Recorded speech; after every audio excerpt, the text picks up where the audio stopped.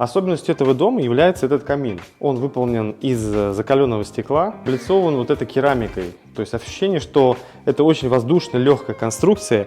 У меня была такая ситуация в жизни, когда я был в гостях у клиента, мы начали разжигать камин, и вся гостиная наполнилась дымом.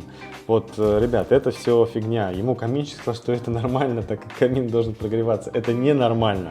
И тому доказательство стеклянный камин, который просто исключает какой-либо дым. Да, здесь есть инженерная структура, которая убирает этот дым дополнительно, но в целом, если бы тут какая-то была задымленность, такое решение было бы нельзя реализовать, это было бы бессмысленно.